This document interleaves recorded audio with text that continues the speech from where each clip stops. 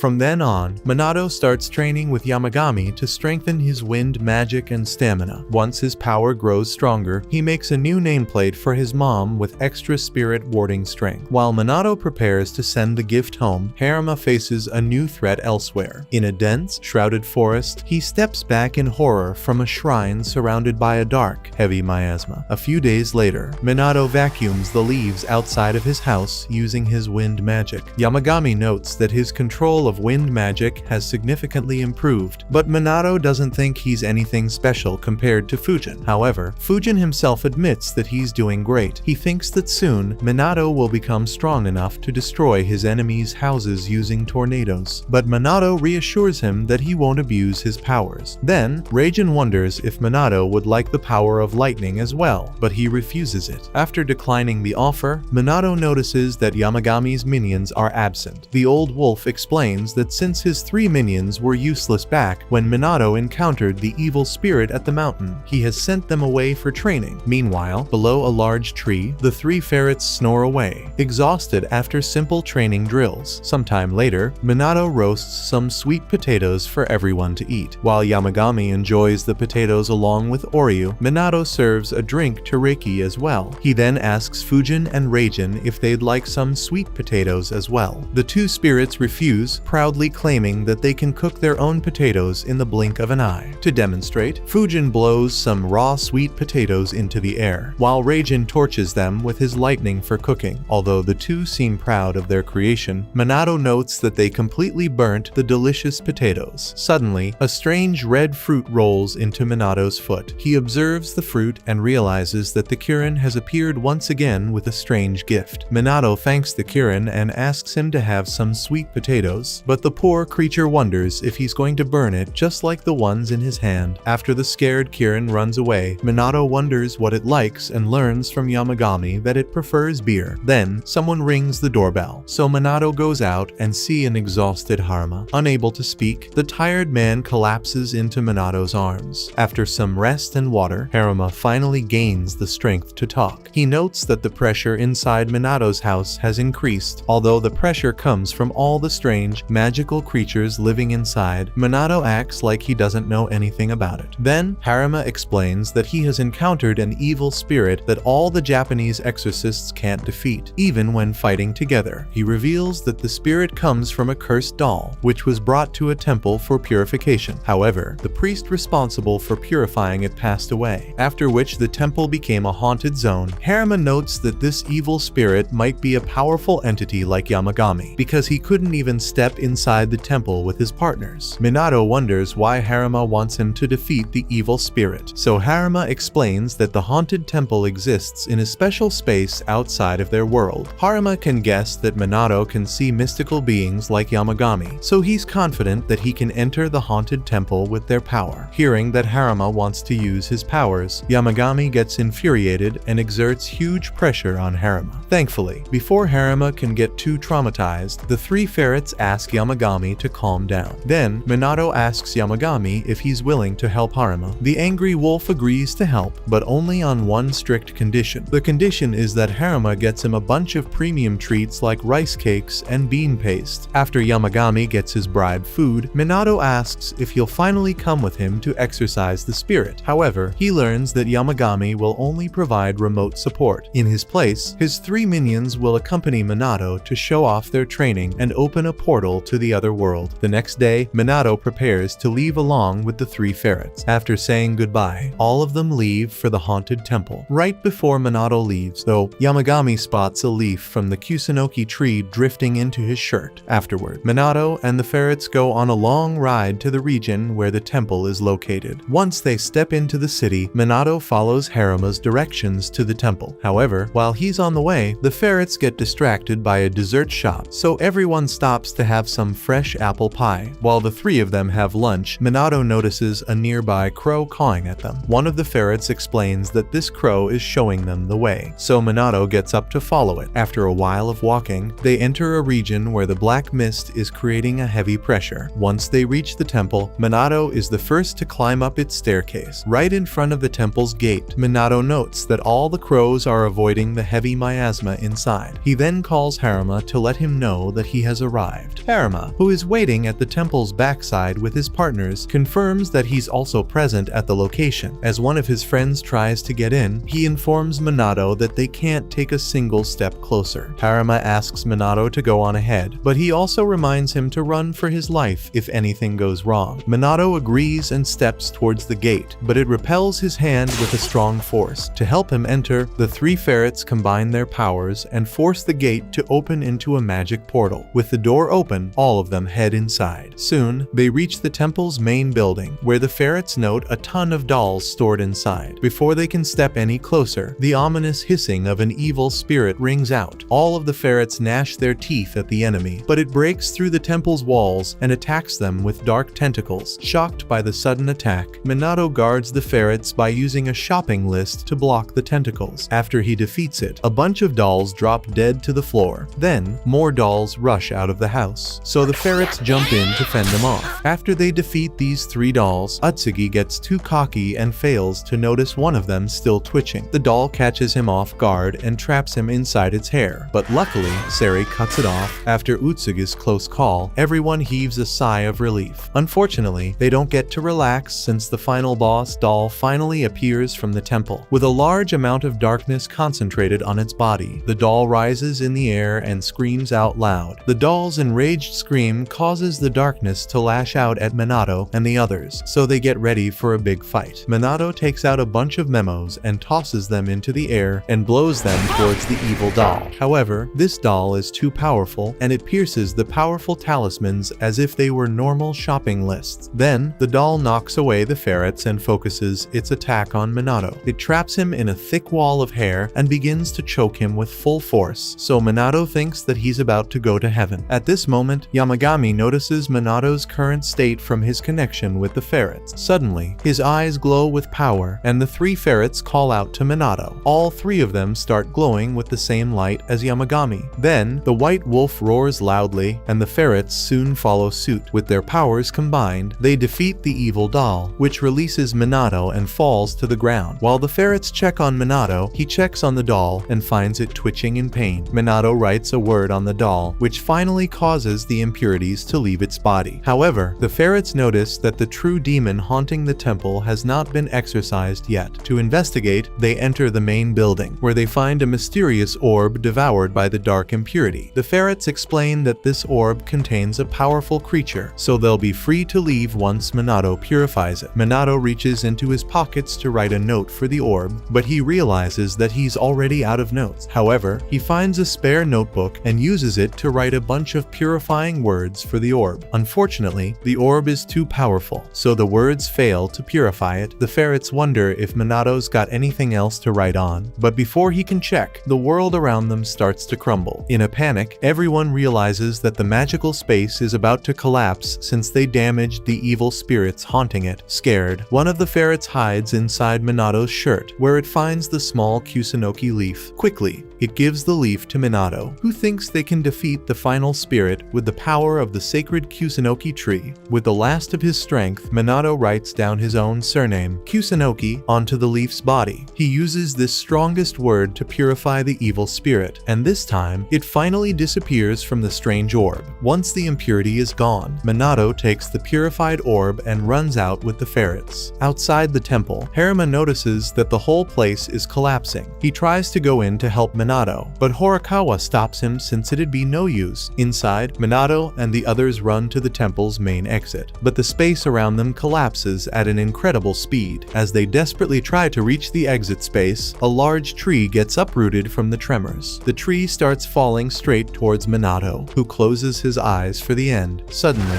Fujin and Reijin appear and cut through the tree. They then cause a powerful wind to blow from the strange house, which chops it apart and pushes Minato and the rest to the exit. Afterward, they all wake up in the real world again. The ferrets wonder who saved them since they didn't see anyone, so Fujin and Reijin both show up. As the two spirits tease Minato for needing their help, he apologizes for creating trouble for them. Sometime later, Haruma sincerely thanks Minato for his huge help. Minato invites him inside the house to have a barbecue with the whole gang, but Haruma refuses since he's busy. Before leaving, he gives another bag of premium treats to Minato, who brings it to all the barbecue eaters inside. While everyone else enjoys a delicious lunch, Minato serves some drinks to Fujin and Reijin, who are relaxing in his bath. Behind him, the Kirin also pops its head out, so Minato gives it a drink as well. The happy Kirin gives him another durian as thanks, but Reiki appears out of nowhere to toss its smelly fruit. The two of them go back and forth arguing about the fruit's taste, so Oryu jumps in and takes Reiki's side. While the three spirits continue arguing, the ferrets call Minato to observe his strange orb. As Minato takes a look, the orb glows and transforms into a tiny chicken. Yamagami explains that this chicken is called Hado, and it's the final member of Reiki and the other lucky spirits. Minato welcomes little Hado to his residence, and the chicken stretches its wings as if it's already home. A few days later, Yamagami enjoys some fruit buns while chilling at Minato's place. As the two of them relax, they observe the Ho-Oh bird teaching other birds how to sing. Although the birds look like cute kids playing around, Ho-Oh gives serious pointers to its students to improve their singing technique. While most of the birds sing a beautiful song, one of them feels shy and completely messes up its performance. This angers Ho-Oh, but he graciously sings another song to help the bird learn. Watching the scene, Yamagami and Minato smile, happy to see their friends so popular. Nearby, Oryu, Reiki, and the Kirin also relax in the peaceful garden, but everyone fails to notice a strange portal opening in the sky. Meanwhile, in another place, Haruma battles evil spirits in an infected area.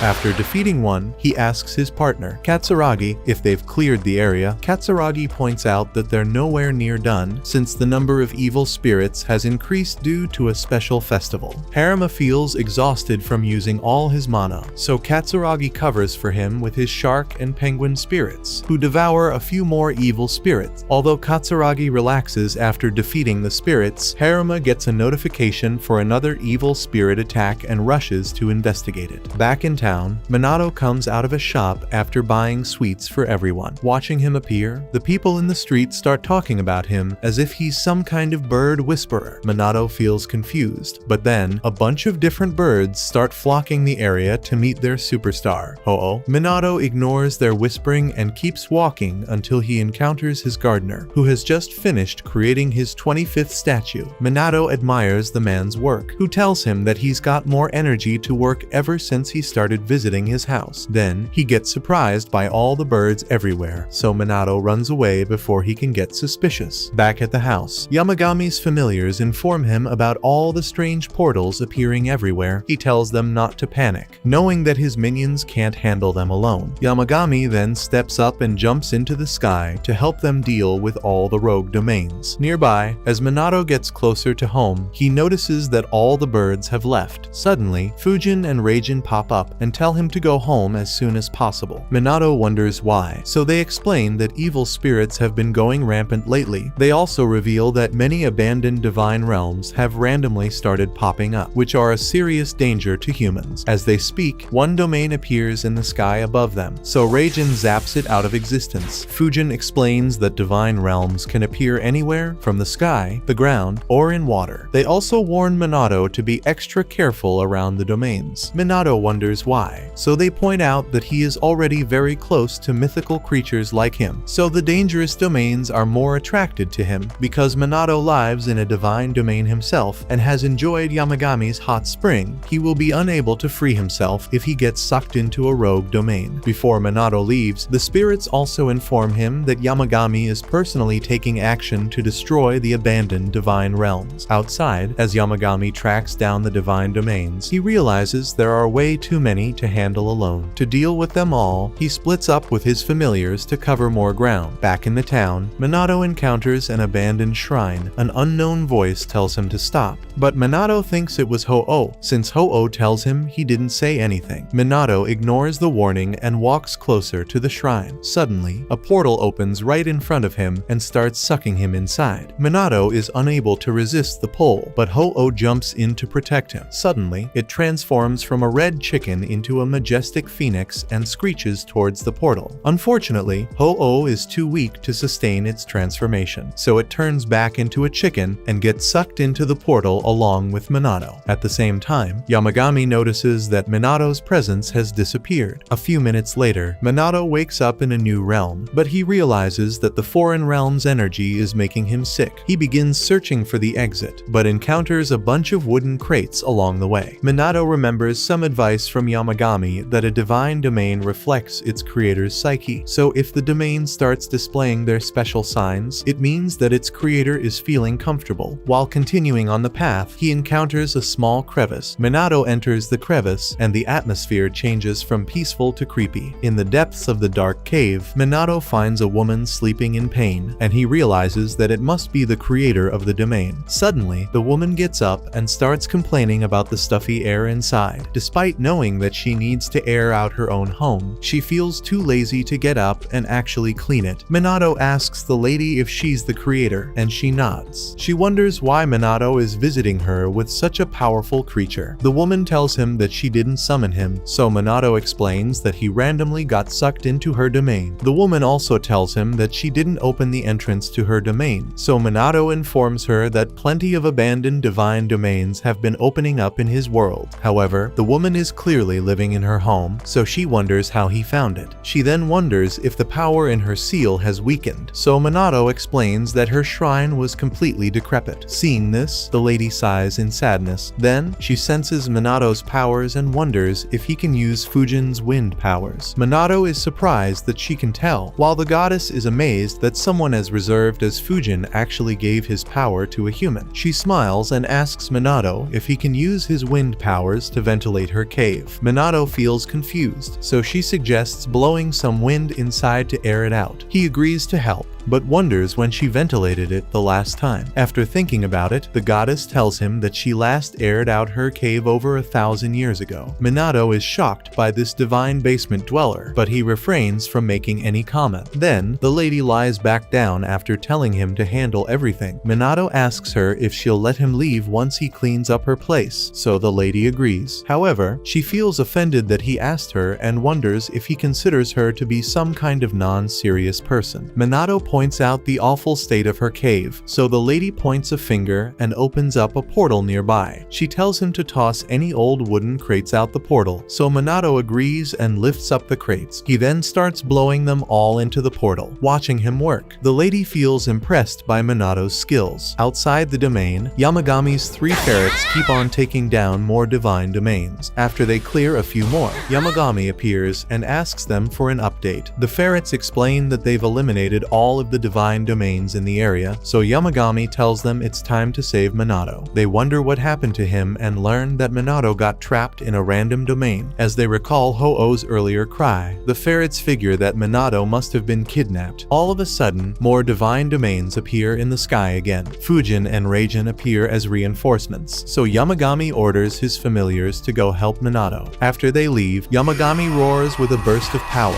which destroys the new domains. Impressed by his power, the 2 spirits praise Yamagami. They wonder if he can make his mountain erupt at the peak of his strength, but he reminds them that the last eruption was over 1,500 years ago. Back in the divine domain, Minato finishes cleaning up the lazy goddess's cave. Once he's done, he asks her to check if the room looks okay. As the goddess opens her eyes, she feels surprised to see it all clean. However, she still thinks that the air feels a bit stuffy. To solve this, Minato pulls out some leaves from his pocket. The goddess wonders what they are, so he explains that they're from his garden's sacred tree. Then, Minato sends the leaves flying into the air, and they immediately clear all of the dark miasma from it. Seeing this, the goddess feels impressed by his abilities once again. Minato explains that the Kusunoki leaves carry great power, so he takes them everywhere he goes. Finally, the goddess gets up and thanks Minato once again for a job well done. She asks him if he can give her some more Kusunoki leaves, so Minato gives one to her. The goddess takes the leaf, appreciates its fragrance, and offers to grant Minato her own power as a token of thanks. She points to his head, which transfers a strange power inside Minato's body. He wonders what she did, so the goddess explains that she gave him a sealing power. Minato asks what he can seal now, so she explains that he can seal all kinds of invisible things. She reveals that he can even seal emotions, regrets, and other supernatural powers into anything he wants. Finally, Minato realizes realizes why she had so many crates in her domain. The goddess nods, explaining that all the crates she had contained people's unresolved dreams, regrets, powers, and other burdens. She then tells him that he doesn't need to seal things into crates. She tells Minato that he can use anything he wants, before saying that it's completely optional for him to use her powers. She warns him that unless he trains to use her power at will, it will only activate under the right conditions. After explaining this, she lies back down to sleep. Minato panics and reminds her that she hasn't shown him the exit to her domain yet. However, the goddess is already out like a light. Minato thinks about waking her, but he'd rather die out of courtesy instead of disturbing her sleep. Luckily, the ferrets open a portal inside the domain, so Minato leaves with them. Once outside, he thanks them for saving his life. The ferrets apologize for being so late, explaining that they were dealing with all the other divine domains popping around in the city. Minato tells them that he received a sealing power from the person inside the domain. At the mention of sealing, the ferrets realize that domain's owner is Amaterasu. Minato is shocked, since Amaterasu is a very famous deity, but she looks completely different in person. Minato then wonders how the ferrets found his location. They explain that they tracked down Ho-Oh's cry, so Minato makes a mental note to thank his feathery friend. However, the ferrets tell him that he should also thank the wind spirit. Minato wonders why, so they explain that the wind spirits help them find Amaterasu's domain. They also ask if Minato heard any voices before getting sucked in, so he realizes it was the wind spirits warning him about the danger. Then, the ferrets ask him to concentrate to try to hear the wind spirits around them. Minato closes his eyes and focuses hard, and soon, he hears joyous little voices speak to him. Now that he can hear the wind spirits, he thanks them all for saving his life. Meanwhile, somewhere else, Haruma waits outside an abandoned establishment. Katsuragi catches up to him just in time to see some other exorcists walk by. The other exorcists explain that they've already purified all the evil spirits in the location. However, the exorcists ask him why he's in their region, since there's an unspoken rule among official exorcists to remain inside their own jurisdiction. After making this threat, the other exorcists leave, so Katsuragi tells Haruma that they're a lazy group of exorcists which charge extraordinary fees just to deal with normal cases. He hopes that they stay out of trouble, while Haruma stays silent. Back in Minato's house, he brings over some treats for all his companions. However, he finds Yamagami missing. After looking around, Minato realizes that Yamagami has shrunk back to his chibai size. Yamagami explains that he used too much power defeating the domains, so Minato tells him to quickly eat up and restore his strength. Watching the little wolf eat, Minato thinks he looks quite cute, but Yamagami playfully warns him not to play with him. A few days later, Minato is chilling in the house, wondering when Ho-Oh will wake up. Ever since the little bird used its full powers to resist the abandoned domain's pull, it had fallen into a deep sleep from losing all its powers. Yamagami reassures Minato that it'll soon wake up, saying that a phoenix like Ho-Oh is far tougher than he can imagine. Minato feels relieved, and then he picks up a box to practice his sealing magic. Yamagami wonders what he's doing, so Minato explains that he's trying to master Amaterasu's powers. He reveals that he wants to seal his exorcist powers into new things to help Haruma fight stronger ghosts. Yamagami is interested in Minato's experiments, but he notes that all of his powers are leaking from the box. Then, he tells Minato he needs to have an image of the thing he is trying to seal, but Minato ends up laughing at him instead. A few more days pass, and Minato complains to Yamagami that his house get rejected by yet another interested customer. He counts all the strong points of the beautiful house, wondering why a well-built home in the peaceful countryside with a garden would get rejected at the very last moment by every single buyer. Although Yamagami knows the reason, he remains silent in front of Minato. Then, he notes that it's spring season, so he uses his magic power to plant beautiful sakura trees all over Minato's garden. Seeing the pretty pink trees, Minato wonders how Yamagami can insta-plant them. Yamagami explains that he uses his eyes to cast transformation magic, but Minato is distracted by the fact that it also transformed Yamagami back to his tiny size. He then thinks about Yamagami's words, realizing that a person should cast their magic the way it's easier for them, just like how Yamagami finds it easier to use his eyes. This gives Minato the idea to seal his exorcism powers in his notes as he has always done. While he works away on his memo pad, the birds outside sing a lovely song.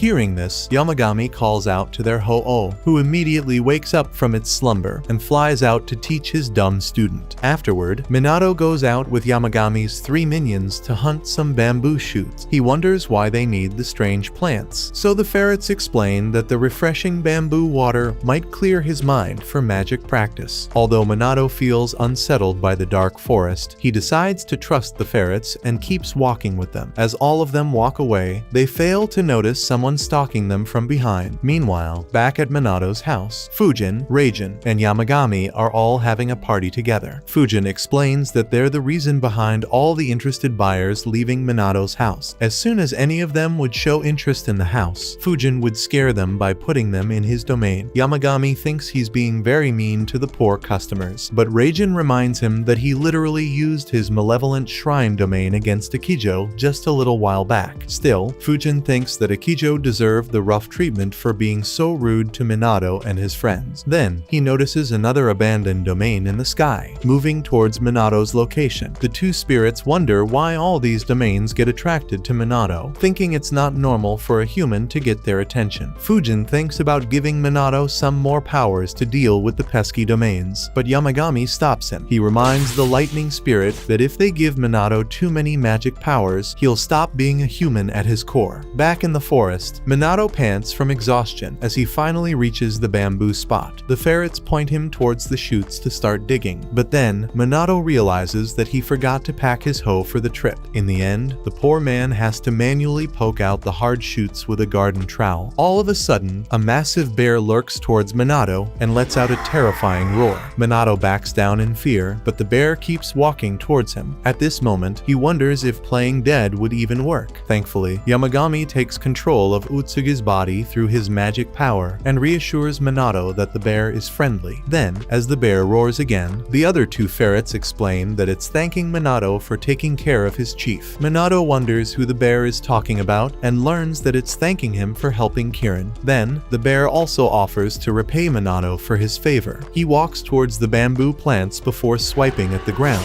extracting the growing bamboo shoots from inside. Watching the bear work so efficiently, Minato feels grateful that it's not using those large paws against him. After a short while, the bear gives him a giant pile of bamboo shoots. Still scared, Minato thanks the bear for his help, who tells him to eat the shoots while they're still fresh. Minato wonders if it's okay to eat in the dark forest, but Yamagami also thinks it's a good idea to eat the shoots fresh. Then, they all get to work and peel off the outer layers of the shoots. Once the inner parts are revealed, Minato plates them with some wasabi and offers it to Yamagami. Then, he wonders how the shoots were supposed to help him with his magic. Yamagami casually points out that the shoots don't increase magic power, so Minato finally realizes that he just wanted a tasty snack. Yamagami explains that he just used the bamboo shoots as an excuse to make Minato relax. Minato admits that he does feel better from the forest's fresh air, before Yamagami reminds him to try some of the bamboo shoots for himself. Minato nods and eats some of the shoots, enjoying their refreshing taste. The next day, he goes home with Yamagami and pulls out a game of shogi to teach him. Minato explains that in shogi, each player can move their pieces unless they make a sound. If their piece makes a sound, then the other player gets to have their turn. Yamagami thinks that the game would be easy for a master of magic like him. However, he ends up getting completely destroyed by Minato. After they keep playing, Yamagami gets frustrated by all his losses. He decides to cheat and uses his wind powers to push Minato's pieces, but Minato calls him out. All of a sudden, a golden light starts glowing in Minato's pond. He wonders if there's something wrong, but Yamagami reassures him that it's just a lost spirit wandering through their house. From the golden light, a strange merman called Ebisu appears. Ebisu tells Minato that he's just a guest passing through and joins him in the house. Minato wonders why he's visiting, so Ebisu explains that he has heard the rumors about a strange human using magic powers. Then, the fat fisherman turns to admire Minato's beautiful garden. As he looks around, he spots the Kirin, who gets angry at him. Ebisu gets a strange feeling in his heart, and he wonders if he has fallen in love with the beautiful animal. Thankfully, Minato stops him before he can do anything strange. Then, Ebisu notices the hot spring in Minato's backyard and asks Yamagami if he can try it. Yamagami allows him to use the bath, so Ebisu thanks him with a bunch of delicious taiyaki snacks. Looking at the tasty treats, Minato wonders wonders if he brought some smooth filling taiyaki, so Ibisu reassures him that his favorite versions are in there. A few minutes after, Ibisu takes a nice, relaxing soak in the hot bath. Sitting in there, he observes Minato and thinks that he has strayed off the path. Minato wonders what he's talking about, but Ibisu refrains from explaining further. A few days after Ibisu's visit, Minato is working on his magic sealing powers. He gets up to take a break, but encounters a strange black fox in the garden. Minato wonders if it's another visitor, but the fox looks around and instantly falls in love with the amazing hot spring. It moves closer to Minato and asks if he's the owner of the house, but he explains that he's simply looking after it as a custodian. The fox nods, but its eyes keep drifting away to the hot spring. Minato realizes that it wants to use the bath, but it feels too shy to ask him as a visitor. He offers to let it use the bath, but the fox explains that it's currently busy trying to run an errand. Despite its protests, Minato realizes that the poor fox totally wants to have a bath. Then, he baits it even more by offering some tasty lunch. At the mention of lunch, the fox finally cracks and asks if it can join him. Minato nods, so the fox thanks him and introduces itself as Tsumugi, the minion of a neighboring mountain deity. Then, it asks Minato if the lunch he's serving is homemade. Minato explains that his food is homemade, but he doesn't feel confident that the fox would love it. However, the little black fox is excited beyond belief to try some fresh, homemade lunch. As Tsumugi makes noises in its excitement, the sounds wake up Yamagami, who was just sleeping nearby. Tsumugi notices him and immediately goes over to greet him, shocking Minato with the respectful treatment. Yamagami reminds him that he has quite a high status, and even Tsumugi admits that he's a high-ranked deity. Then, it finally gets to trying out Minato's delicious lunch. After taking a bite of a snack, the black fox falls in love with the food and starts singing its praises. It eats up all the food in an instant, before thanking Minato for the meal. Then, Tsumugi takes off its scarf, saying that it'll repay Minato for his kind treatment. It gives him a golden peach, explaining that it's a special fruit from its master's sacred garden. However, Tsumugi warns Minato that he can't eat the peach since his body cannot tolerate its energy. Still, it thinks that he can use it as a pretty decoration since the peach cannot rot. As Minato accepts the peach, Tsumugi tells him that its master wanted to show off the superiority of their garden with this gift. Yamagami offers to eat the peach in Minato's place, while Minato wonders if he knows about Tsumugi's master. Even if Yamagami knows, he refuses to say it in front of Minato. Then, Minato asks Tsumugi if it wants to soak in his hot spring. Tsumugi nods, but it wonders if Minato has been taking baths inside the spring as well. Minato admits that he uses the bath as well, so Tsumugi finally understands why he doesn't feel like a human. This surprises Minato, so after Tsumugi leaves, he tells Yamagami that he doesn't feel like a human anymore. Although Minato has always known he was special, he now realizes that he has stepped into Yamagami's magical world after living with him and the others. Even though Minato wants to use his powers to help the people he loves, he feels scared that he'll eventually turn into someone who isn't human. Thankfully, Yamagami reassures Minato that he will remain a human and die as the same person he has always been. This takes the pressure off of Minato, and he feels ready to practice using his powers again. Yamagami then suggests thinking back to his past. He thinks that Minato can find the secret to using his sealing powers in his past memories. As Minato thinks back, he remembers the first time he started seeing supernatural things. It was back when he was 5 years old that he first saw the cute girl spirit living in his granddad's house. After seeing the little spirit, young Minato excitedly rushed to tell his grandpa. As Minato showed him his gift, his grandpa thought that Warashi was thanking him for his kindness. Minato was surprised that his grandpa knew her and learnt that Warashi was a yakai who had been living in their house for centuries. Since then, he started playing with Warashi as if she were a normal neighborhood kid. To Minato's surprise, he learnt that his grandpa could also see Warashi. In addition, the old man could even see yakai spirits that Minato's powerful eyes couldn't. As the days went on, Minato encountered another yakai in the house called Hihai. This big guy wasn't as friendly as Warashi at first, bullying Minato by stealing his hat. The poor boy would ask the big monkey to give back his hat, but it only took pleasure in his suffering. Then, Minato complained to his grandpa, who told him to find a way to befriend Hihai. The very next day, Minato bought a sweet treat that he knew Hihai loved. Although Hihai stole his hat once again, when he offered the treat, it hesitated. The greedy spirit tried to take the treat without any payment. but Minato refused to hand it over without his hat. Finally, Hihai accepted the trade, after which both of them became friends as well. A few years after that, Minato's grandfather passed away. At that time, he was going to primary school with a good friend called Ranmaru. On one sunny summer day, Minato and Ranmaru were going home when Ranmaru complained about the intense heat. Minato encouraged him to keep going, saying that he could have some tasty shaved ice to beat the heat. Ranmaru accepted his suggestion, but after both boys had shaved ice, he still felt like it wasn't cold enough. Suddenly, the sky turned black out of nowhere, and Minato immediately noticed it. Minato spotted a giant, unfriendly-looking yakai nearby. At the sight of the huge monster, Minato recalled his grandfather's advice to run away from any unfriendly yakai before they could notice him. Minato asked Ranmaru to rush home, but his friend stubbornly refused to get up. Then, the giant yakai noticed the boys, and Minato braced himself for the worst. At this moment, a strange man appeared near the two boys. When Minato opened his eyes, the yakai was already gone, and the strange man kindly reminded the two boys to go home and cool off. He then asked the boys if there were any hot spring around town. Minato wondered if the man had a prior reservation for an inn, but the man denies it. Hearing this, Ranmaru told the man that he wouldn't be able to find any inns, since their town was a popular tourist spot year-round. The man thought about it for a bit, but then he told Minato that he would negotiate a room at his family's inn. Minato wondered how the man knew about his family's inn, but the man refused to answer and kept moving forward. Then, after they arrived at the inn, somehow one of the guests left their room, which allowed the man to book his own spot. As the man stayed in the inn, Minato noticed that the local yakai around him had started to become restless. Minato didn't understand at that moment, so he kept living normally. In the meantime, the strange man would keep stealing glances at him, watching him do normal tasks like homework. Out of nowhere, he praised Minato for his pretty handwriting. The man noted that his handwriting was very easy to read, which showed him that Minato had a pure heart. Minato thanked him for the compliment and even made a nameplate for his family at his advice. At the time, Minato didn't realize it, but now he realizes that the strange man could see his exorcism powers. Yamagami tells him that the strange man was most likely a true exorcist. He explains that although Harama's group also performs exorcisms, their powers are limited since they are still normal civilians. On the other hand, true exorcists like the strange man are real masters of the skill, so most yakai naturally avoid them out of fear. Then, Yamagami asks Minato about his progress on the sealing powers. Minato explains that he's still practicing, so Yamagami tells him that there's a hint in his memories that can help him master the power. He points to the exorcist's words, so Minato recalls his praises about his pure heart. This gives him the idea to imagine sealing his own pure heart and emotions into the talismans he's creating. As Minato tries to seal his powers with this new approach, the talisman glows with a bright, pure light. Yamagami tells him that he has succeeded in completely sealing his powers into the talisman, leaving him pleasantly surprised. Meanwhile, in a remote, haunted establishment, Harama's two sisters fight off a bunch of evil spirits. The older sister, called Tsubaki, watches as Harama and Katsuragi catch up to them. The girls feel relieved by the backup, since their powers are exhausted. Then, they ask Harama to give them some more talismans, so he obliges. Behind them, some more girls rush towards Harama as a bunch of evil spirits chase them. Harama quickly throws them some talismans as well, so the girls use them and wipe out all of the evil spirits. After defeating the spirits, the girls feel relieved and start discussing their vacation plans as if it were nothing. Although Harama and Katsuragi are shocked by their unprofessional behavior, they remain silent. Tsubaki then turns around and wonders if Harama still has more talismans. He tells her that he's already out, so she tells him to get more from Minato. As Harama turns around to leave, the other girls curiously ask him about his powerful backing, wondering if Minato is some kind of hot guy. Harama is left speechless, while his sister points out that the poor man can't judge looks at all. Afterward, he visits Minato's house and steps inside. With just the first step, Harama feels a crushing pressure on his body. He wonders if the spirits living inside Minato's house have increased even more. After struggling to walk, the poor man finally gets to sit down with Minato. Minato notices how winded Harama looks, but Harama doesn't care about himself. Instead, he asks him for another batch of talismans. Just then,